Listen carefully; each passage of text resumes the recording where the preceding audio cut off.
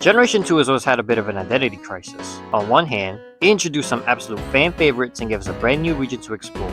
On the other hand, a lot of Johto Pokemon have a reputation for being underpowered, with awkward stats, limited move pools, and evolutions that wouldn't arrive until generations later. So that got me wondering, if Generation 2 is considered one of the weaker Pokédexes in the series, can I actually beat Pokémon The Bronze Frontier using only Gen 2 Pokemon? Let's see if Johto has what it takes. After waking up and immediately introducing my alarm clock to the floor, Jake showed up and told me to meet my parents at the dig site. After a quick trip to the dig site and a lot of dialogue that I definitely paid attention to, it was finally time to choose my starter Pokemon. This was actually a pretty important decision. Chikorita was the first starter I crossed off my list. Grass types are great in certain situations, but looking at all the gyms and major battles in this game, I wasn't convinced it was going to be the most reliable choice. That left Cynical and Totodile. Cynical would have given me a strong fire type right away, but Totodile felt like the safer option. Water types are useful throughout almost every stage of a playthrough, and with the early fire gym, having a strong water type from the very beginning seemed like a smart investment. So with Totodile chosen, it was time to set off on our journey. After beating all the trainers on Route 1, I proceeded to the next area before being stopped by Jake over some terrible news.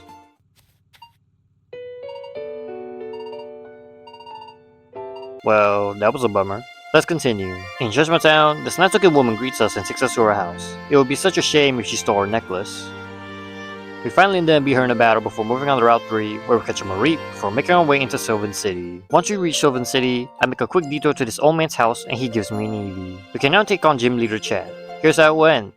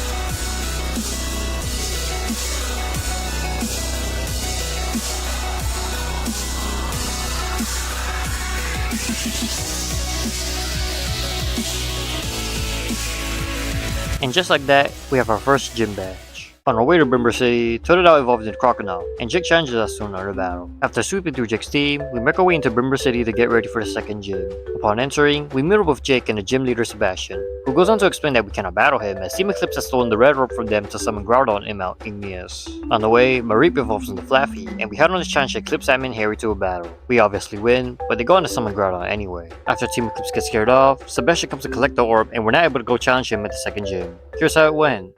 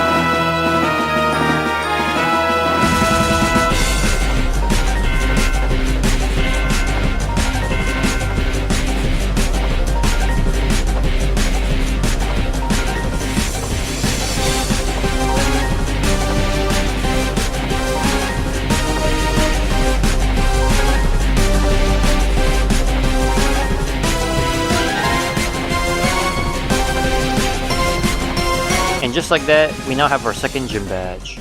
While fighting these lumberjacks, Crocodile evolved into Feraligatr, and we meet up with Jake for some double battles before entering Roscoe City. Arriving in Roscoe City, we once again have to stop Team Eclipse before we can challenge the gym. After defeating all the Team Eclipse grunts and Eclipse admin Gabe, Flaffy evolved into Ampharos. They go on to summon Kyogre anyway, in hopes of being able to catch it. But just like Team Rocket, Team Eclipse gets blasted off once again. As we battle these trainers, Eevee finally evolved into Espeon. Now we can challenge Gym Leader Quentin. Here's how it went.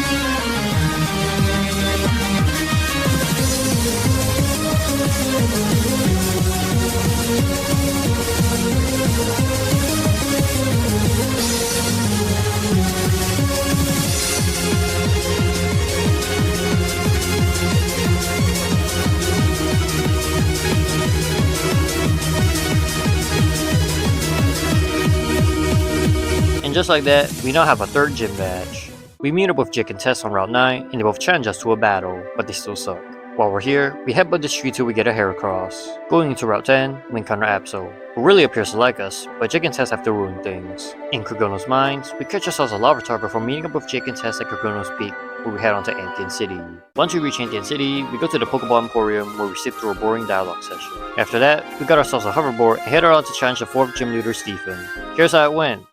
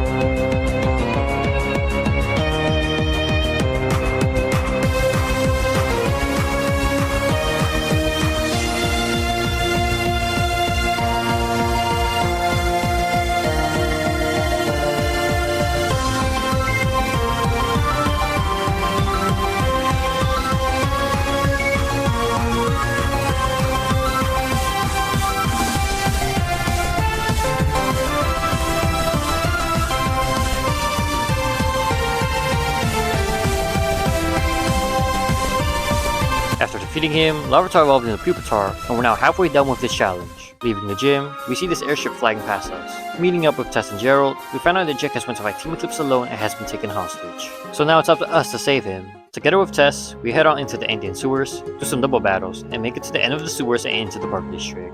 To no one's surprise, we learn that Professor Cypress is the leader of Team Eclipse. We smoke him in a battle, Dialga and Palka show up, and we're able to stop Eclipse admin Tyler and his team of suicide bombers from blowing up the city. We then head on to Route 11 and make our way to Iridia City. In Iridia City, Team Eclipse has once again stolen something from Gym Leader Ryan.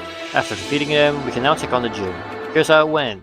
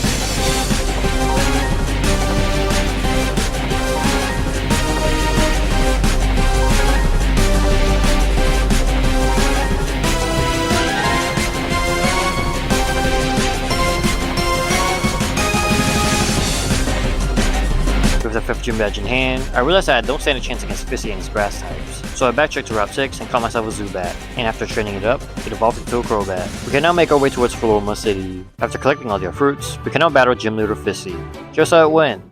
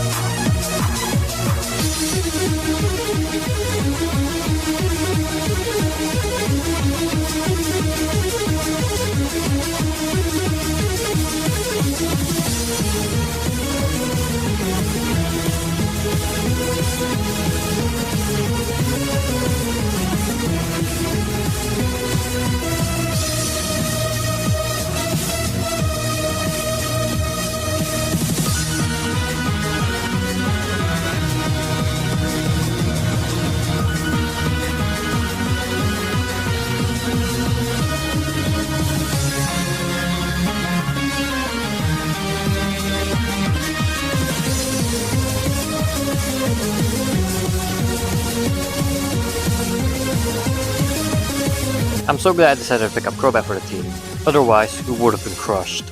Upon reaching Route 14, we find Tess confronting Team Eclipse at the exit. It's here they would make a major discovery.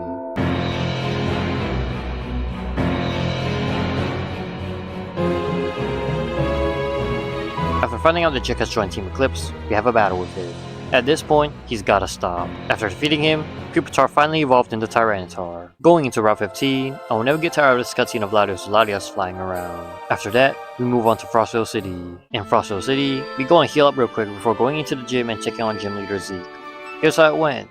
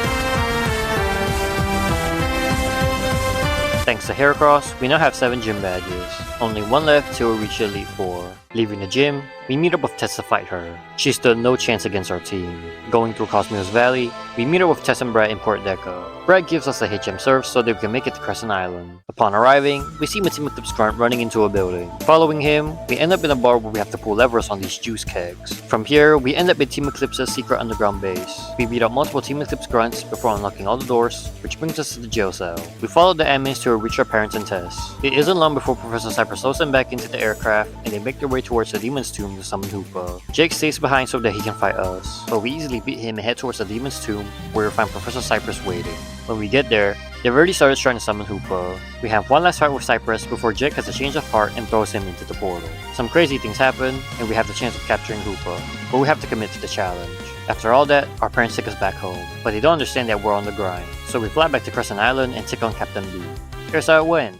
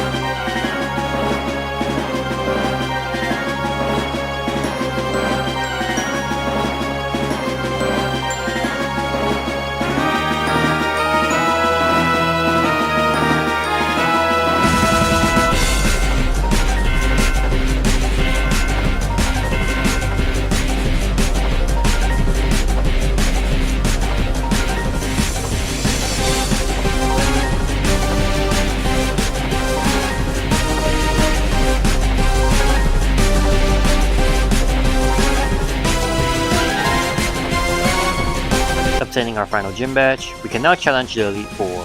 After some training, this is the final team. First up is Bolaro. She specializes in poison types. I lead off with Espeon for the type advantage. She is infamous for setting up toxic spikes on the first turn with Toxapex, but I was able to one-shot it before it happened. With no toxic spikes on the field, this battle was already going to be much easier. Tyranitar took down Muk, Dragalge, what was I in the Crobat Tutor, and Gengar. With the help of Feraligatr and Ampharos, we won the first battle. Next up is Dwayne. She specializes in rock types. I lead with Ampharos, and Cleavor gets paralyzed from static. Feraligatr then comes out to finish him off. Feraligatr took out Gigalith, and Heracross took out Cordilli, Tyranitar, Aerodactyl, and Glimmora. Now it's time for Teddy. He specializes in bug types. He always starts with Galvantula and sets up Sticky Web. There's no way that we can outspeed it, so it's just gonna be there for the whole battle. I was sweating when Caesar came out, as it didn't have anything that'll hit it for weakness. I decided to send in Feraligatr and use Dragon Dance before knocking it out with 2 waterfalls. I switched into Crobat for Galaxapod, but I couldn't one-shot it. And due to its ability, it switched with Frostmoth. Fly wouldn't one-shot Frostmoth either since it's holding a Focus Sash. And not only that, it used Quiver Dance, so there was no way that Crobat was gonna tank an Ice Beam from it. I then switched into my second tank Gizmon, Ampharos, to hopefully tank a hit and knock Frostmoth out, which it did. Ampharos then knocked out Low Kicks before falling to Galaxapod, though not before successfully paralyzing it. Tyranitar capitalized on this, taking down both Volcarona and the weakened Galaxapod afterwards. The final Elite Four was Lena. She specialized in fairy types. She'll always want to paralyze you with Grimmsnarl since it has the ability Prankster. So I decided to lead with Ampharos to prevent her from doing that. I got lucky and managed to paralyze it instead before switching to Crobat, who then knocked it out. After that, Mega Mawile came out and obliterated Tyranitar with Play Rough and Ampharos with Sucker Punch. Predicting that she'll use Sucker Punch on every one of my mons till it runs out, I switched into Feraligatr to set up using Dragon Dance. Sucker Punch only had 5 PP, so it was safe to set up 4 times before attacking. And my prediction was right, as she wasted all 4 Sucker Punches while I set up. And to no one's surprise, I outspent and one-shot every one of her mons. Not even Mimikyu could stop Feraligatr as it flinches from Waterfall. Now for the final hurdle, Champion Brad. He sends out Klefki while I send out Tyranitar. Klefki sets up spikes while I use Earthquake. Unfortunately, that didn't take him out. Predicting a switch, I decided to use Dragon Dance. Brad switches to Annihilate, who used Drain Punch. Tyranitar's definitely not surviving that. I then switched into Crobat and took it out. I then switched into Feraligatr while Brad sends in Metagross. I decided to use Crunch, which brought it down to half health. Thinking that I was dead next turn, I decided to go for a Dragon Dance. But luckily, Rock Slide misses and another Crunch takes it out. I needed to heal up Feraligatr, so I sent in Ampharos to deal with Golden Wash. After dealing some chip damage, Ampharos goes down. I then sent in Espeon, hoping to knock it out, but it didn't. Brad then switches into Goodra. I decided to heal up Espeon, while Goodra uses Sludge Bomb. Espeon was poisoned, but it also had the ability Synchronize, which poisons Goodra as well. With Goodra in the red, Feraligatr comes in and takes it out. Feraligatr continues to carry by knocking out Colossal, Rotom Wash, and Klefki afterwards.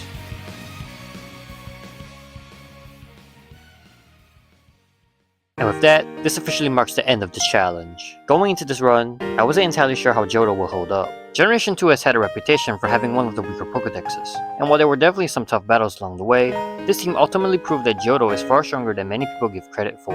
Would I say Gen 2 is the strongest for a challenge like this? Probably not, but it's more than capable of getting the job done if you build the right team and play your cards correctly.